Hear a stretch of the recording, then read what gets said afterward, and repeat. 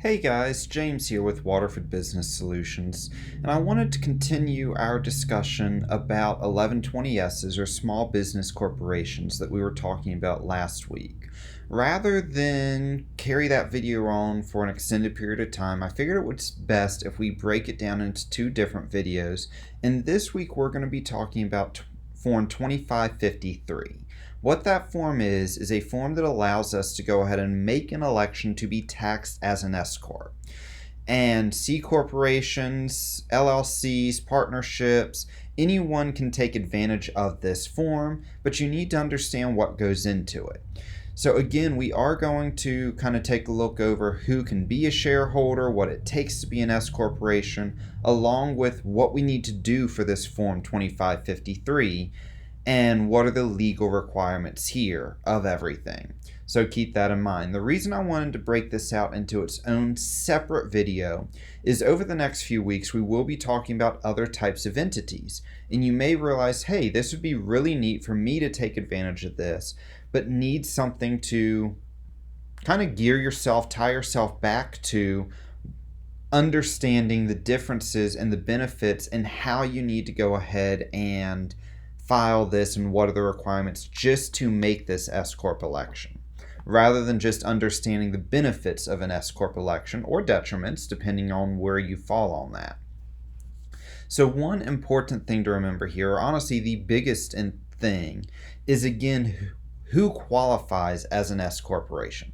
Well, again, an S corporation can only have 100 shareholders. So we couldn't be a publicly traded company, we couldn't have a ton of shareholders or anything like that. Now, as I said last week, if you have a large family-owned company, then 6 generations altogether can be considered one singular shareholder. So even if you have like 120 members involved in the family members, that is, involved in the S corporation, the small business corporation, then as long as they are all related, they're all within 6 generations, then you wouldn't exceed that 100 number there.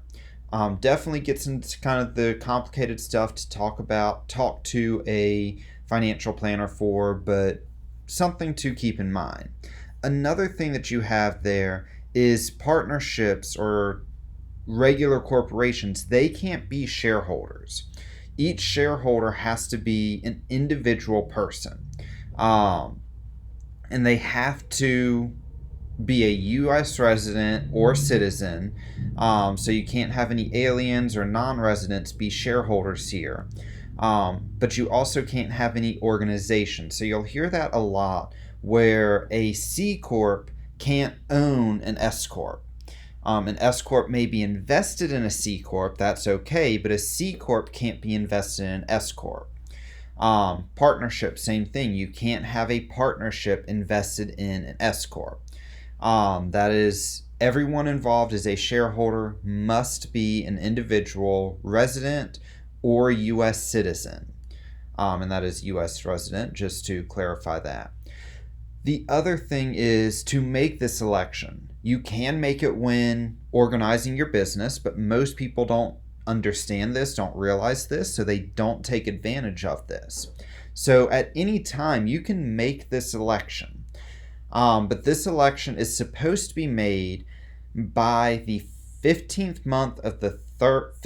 day of the third month, of any calendar year, because a S Corp generally has a tax year calendar. Generally, they aren't going to allow you to have a non-tax year calendar.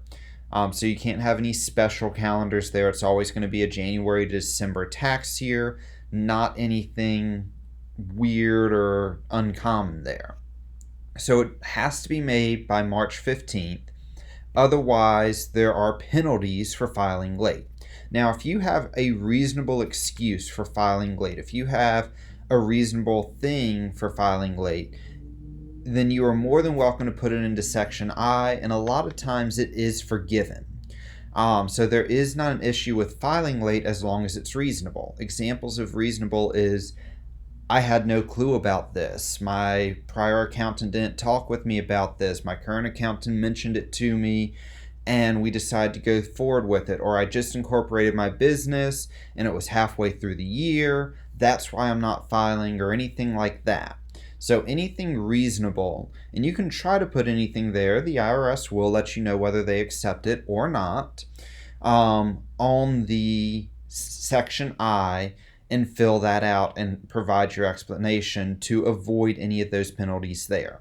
That March 15th will not take effect for the prior tax year. If you file it by March 15th of 2020, for example, it will go ahead and take effect for the 2021 tax year. If you do it in 2021, it'll be for 2022, and so on and so forth. The other thing is, all shareholders, anyone involved in this S corporation, must agree to the S-Corp election. You cannot have anyone who doesn't agree to it, otherwise it will not take effect. And everyone has to agree with it by that deadline or when filing, otherwise it won't take effect until the tax year or until the year that everyone agrees upon doing it. So very important to remember, if you're going to make this election, make sure that everyone understands the benefits, everyone is on board, and everyone is ready to take advantage of this up front. So all very important things to remember there.